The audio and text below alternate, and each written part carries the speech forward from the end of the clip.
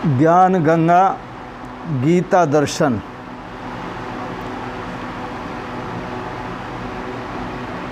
पूर्व प्रसंग में आप श्रवण कर रहे थे, भगवान की अध्यक्षता से प्रकृति द्वारा समस्त जगत की उत्पत्ति। आज के प्रसंग में आप श्रवण करेंगे भगवान के भाव को न जानने के कारण उनका तिरस्कार करने वालों की निंदा। अब जानन्ति मां मूढ़ा मानुषीं तनुमाश्रितं परम भावम अजानन्तो मम भूत महेश्वरम। भगवान श्री कृष्ण गीता दर्शन अध्याय 9 श्लोक 11 में बड़ी सुंदर बात कहते हैं। भगवान कहते हैं, माम मानुषीम तनुम आश्रितम,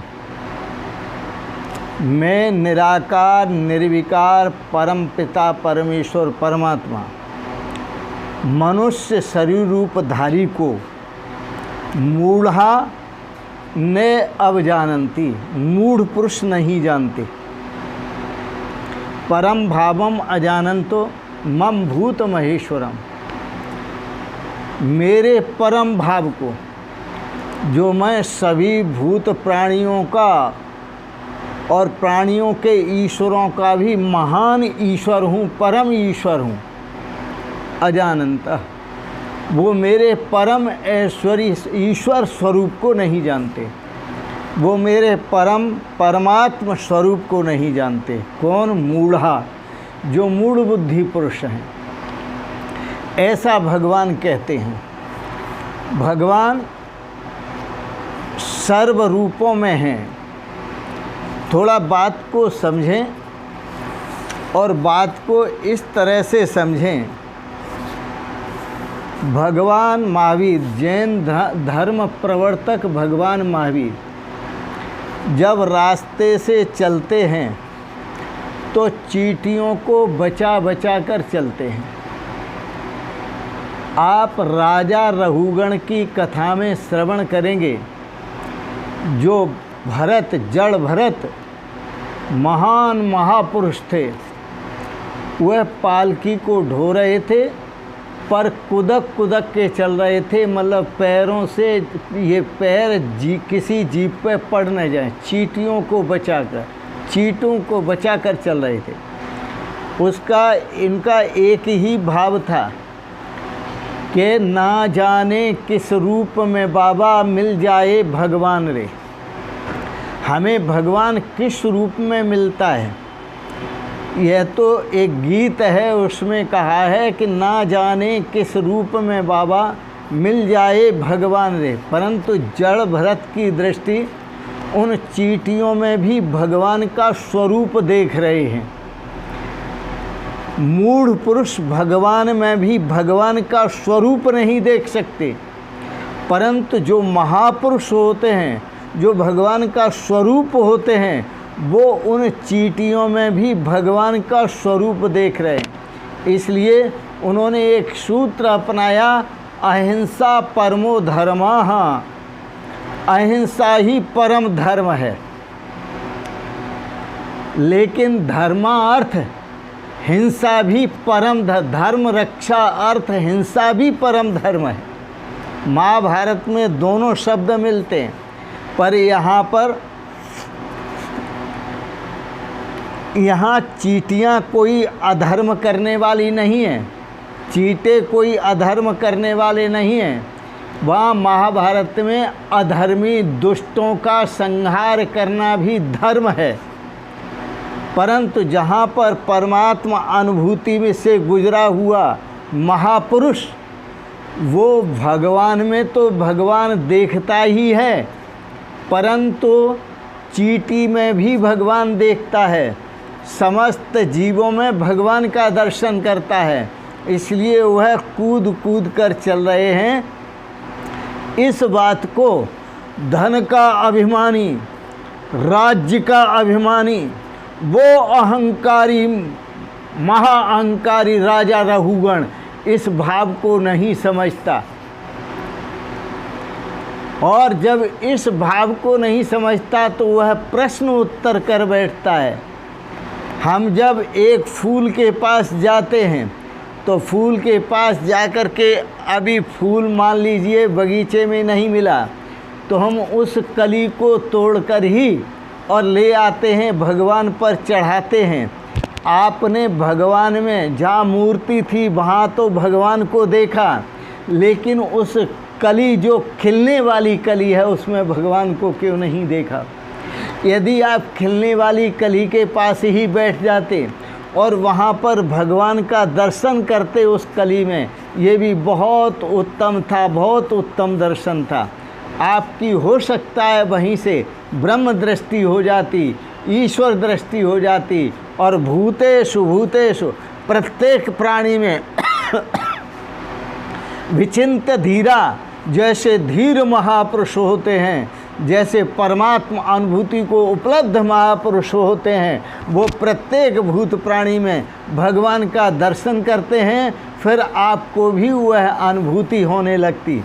जिस सह पर नज़र पड़ती आपकी वो भगवान नज़र आते, जिस शकल पर नज़र पड़ती वो भगवान नज़र आते। तो आप भगवान को देखें।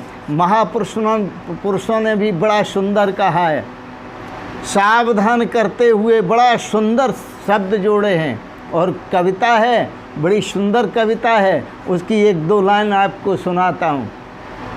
जर्रे जर्रे में है झांकी भगवान की, जर्रे जर्रे में है झांकी भगवान की, किसी सूझ वाली आँख ने पहचान की, किसी सूझ वाली आँख ने पहचान की, जर्रे जर्रे में है झांकी भगवान की। निगाह मीरा की निराली, निगाह मीरा की निराली, पी गई जहर की प्याली, निगाह मीरा की निराली, पी गई जहर की प्याली। उसने गिरधर को अपने नैनों में बसा लिया। जो भी सामने आता है उसको गिरधर का स्वरूप देखती हैं और कहती हैं मेरे तो गिरधर गोपाल दूसरो ना कोई, कोई दूसरा है ही नहीं संसार में। जो सामने आता है वो गिरधर का स्वरूप है। अरे झुका दे सर उसी को, झुका दे सर उसी को जो तेरे सामने आए। अगर सजदा ही करना है तो खुदा सब में रहता है, परमात्मा सबके भीतर रहता है, सभी परमात्मा का स्वरूप हैं। यही प्रार्थना है और यही सजदा है। अगर सजदा ही करना है तो झुका दे सर उसी को जो तेरे सामने आए। वह सब भगवान का स्वरूप है। लेकिन भगवान भी सामने आ जाएं पर मूढ़ पुरुष को नहीं पहचानते, भगवान को नहीं पहचानते। वो समझते हैं कि ये हमारी तरह ही है, हमारी तरह ही जन्मे हैं, हमारी तरह ही शादी की है, हमारी तरह ही विवाह करते हैं, हमारी तरह ही ऐसे खेल करते हैं। तो ये तो साधारण आदमी हैं। निंदा करते हैं। निंदा कौन करते हैं? भगवान की मूढ़ पर। आजकल बड़ा निंदा का दौर चल रहा है। भगवान कृष्ण की निंदा मूढ़ पुरुष कर रहे हैं, भगवान राम की निंदा मूढ़ पुरुष कर रहे हैं, भगवान शंकर की निंदा, शिव की निंदा मूढ़ पुरुष कर रहे हैं। और महापुरुष जो होते हैं वो तो बड़े महापुरुष हैं, महान परमात्मा हैं, उनमें तो भगवान देखते ही हैं। लेकिन महापुरुष जो होते हैं वो होते हैं कि भूतेषु भूतेषु विचिंत धीरा प्रत्यास्मा लोकाद अमृता भवंती। वो प्रत्येक प्राणी में, प्रत्येक भूत प्राणी में भगवान का दर्शन करते हैं और शरीर को त्याग कर वो अमृत को प्राप्त होते हैं, अमर हो जाते हैं। अब जानन्ति मां मूढ़ा मानसीं तनुमाश्रितं परम भावम अजानन्तो मम भूत महेश्वरम। वो मूढ़ पुरुष मेरे परम भाव को अजानता नहीं जानते और मेरे परम भाव को न जानने के कारण ही मम भूत महेश्वरम, मेरा परम भाव कौन सा है? कि मैं सभी भूतों के ईश्वरों का भी महान ईश्वर हूँ, अजानंत है। इस भाव को न जानते हुए मेरी निंदा करने लगते हैं और मुझे अपने जैसा समझने लगते हैं। इसलिए हर साधक को अपनी बुद्धि का, अपने मन का, अपने अंतःकरण का सुधार करना चाहिए, और वो सुधार होता है महापुरुषों के सत्संग में जा कर के। जब महापुरुषों का सत्संग करते हैं, इसलिए ये लाभ सत्संग से ही मिलेगा। सत्संग कर लाभ उठाए ले, सत्संग कर लाभ उठाए ले, क्यों वृथा जन्म खोता है। सत्संग कर लाभ उठाए ले, क्यों वृथा जन्म खोता है। यह मनुष्य का जन्म बड़े भाग्य से मिला है। संत महापुरुषों का, सतगुरुओं का, ज्ञानियों का, भक्तों का सत्संग करो, उससे ही आपको बड़ा जीवन का लाभ मिलेगा और जीवन को अमृतमय बनाने का मार्ग मिलेगा, अमृतमय बनाने का सहयोग मिलेगा और अमृतानंद में अनंत आनंद स्वरूप का आपको अनुभव मिलेगा, अनंत सुख स्वरूप का अनुभव मिलेगा, शाश्वत शांति का अनुभव मिलेगा। तो आप महापुरुषों के बताए हुए मार्ग पर चलें। एक बार पूछा गया था महापुरुषों से, बोले वो मार्ग के मार्ग, संसार में मार्ग कौन सा है? तो उन्होंने कहा था, महाजनो येन गतः पंथ, महाजनो येन गतः पंथ। ये देखेंगे आप युधिष्ठिर यमराज के संवाद में कि मार्ग कौन सा है चलने के लिए। तो सभी मनुष्य मात्र के लिए, सभी भूत प्राणियों के लिए एक ही मार्ग है कि जिस मार्ग से महापुरुष निकल गए हैं, गुजर गए हैं, हमें उसी मार्ग से चलना चाहिए, क्योंकि उस मार्ग से चलकर वो महापुरुष परमात्मा अनुभूति को, परमात्म तत्व को उपलब्ध हुए हैं।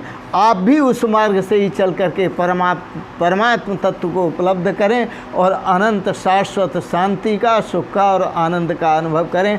इन शब्दों के साथ ही वाणी को यहीं विराम देंगे। आपको गीता पर विचार भाव अच्छे लगे, आप इनको सब्सक्राइब करें, लाइक करें और शेयर करें। इन शब्दों के साथ ही वाणी को विराम देते हुए एक बात जरूर कहूँगा, आप सब परमात्मा का स्वरूप हैं। मैं आपको कोटि कोटि प्रणाम करता हूँ, आपका चरण वंदन करता हूँ, अभिनंदन करता हूँ। ओम शिवोहम शिवोहम शिवोहम।